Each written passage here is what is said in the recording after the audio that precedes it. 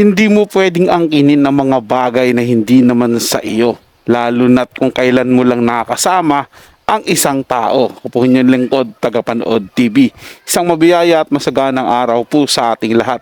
Welcome back po dito sa ating YouTube channel at Facebook page. Ngayong araw po ang ating bibigyan ng reaction, komento, opinion ay ang balitang Chloe San Jose naniniwalang may karapatan siya sa milyones na kinita ni Carlos Yulo sa Olympic. At yan po'y galing sa channel ni Showbiz Trend Update. Nasa description po yung link na kanyang channel. Bisitahin po at pakisuportahan na rin. At sa mga bagong napadaan lang po dito sa ating channel, huwag niyo po sanang kalimutan na mag-subscribe. Hit nyo na rin po notification bell para lagi po kayong updated sa mga bago pang video na ating ilalabas.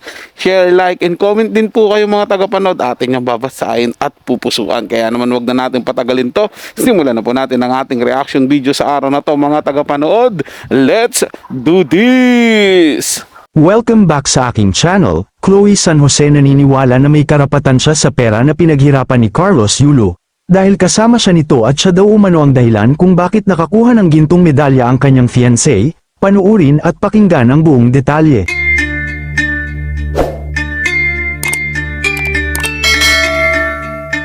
May kumakalat nga na balita ngayon na di umano'y ay ipinahayag ni Chloe San Jose na may mas karapatan daw siya sa milyong pera na napanalunan ni Carlos Yulo nang makuha nito ang gintong medalya sa nakaraang 2024 Paris Olympics. Ayon pa sa ulat na kumalat ay siya daw kasi ang kasama ni Carlos Yulo sa journey nito at siya din ang naging dahilan at inspirasyon ni Carlos kung bakit nakakuha ito ng gintong medalya.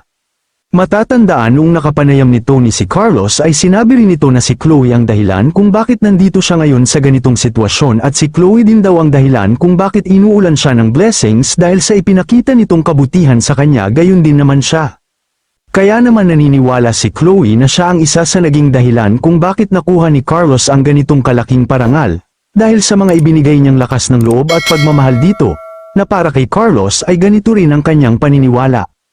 Matatandaan din na, inamin ni Chloe na si Carlos ang isa sa pinakamalaking blessings na dumating sa buhay niya, dahil sa pagkakaroon nila ng parehas na mindset, kaya naman para kay Chloe ay si Carlos na ang kanyang the one.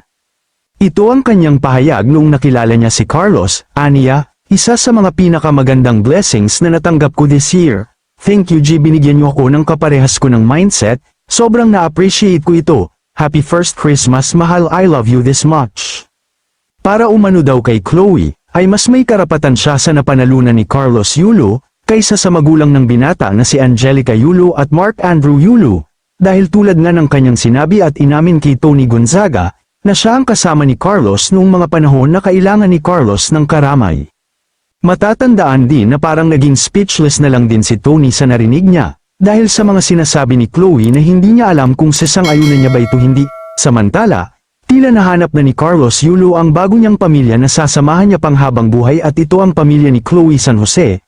Kung makikita din sa naturang larawan, ay tila sobrang saya ni Carlos kasama ang pamilya ng kanyang fiancé. Ganon din ang naman ang pamilya ni Chloe. Kayo mga ka-showbiz, anong masasabi niyo sa ating showbiz topic ngayon?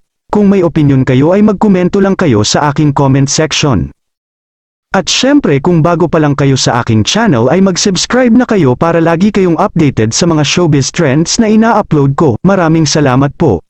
Yun lang, kung talagang igigit ni Chloe San Jose yan, siya ang may karapatan sa kinita ni Carlos Yulo doon po sa Olympics, talagang pinapangatawanan niya nga lang yung sinasabi sa kanya na pera lang yung habol niya kay Carlos Yulo. Paano po makakasuporta yung magulang ni Carlos Yulo doon sa Olympics? Di ba nga po inilalayo ni Chloe San Jose itong si Kaloy? 'Di ba? Binigyan niya po ng galit sa puso si Carlos Yulo, nakamuhian yung magulang dahil nga ang iniisip ni Kaloy na ng mga panahon na yan ninanakawan siya ng kanyang nanay.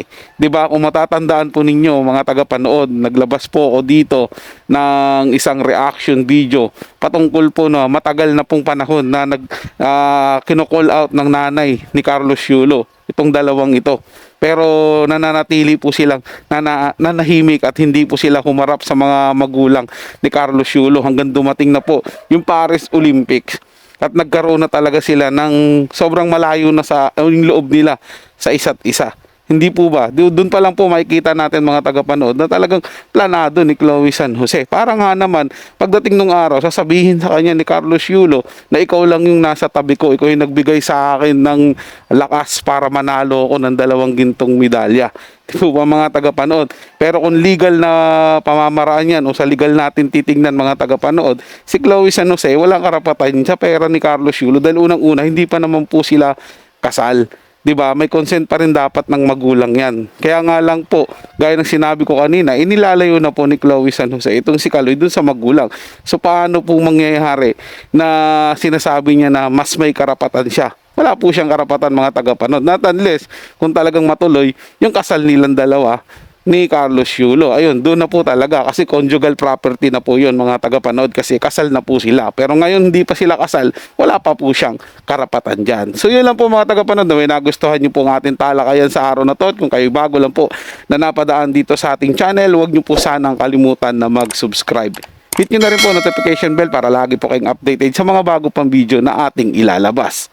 Share, like, and comment din po kayo mga tagapanood, atin yung babasahin at pupusuan. So hanggang sa muli po, ito yung Tagapanood TV. Komento at opinion lamang, wala pong personalan. Paalam po at mabuhay po kayong lahat.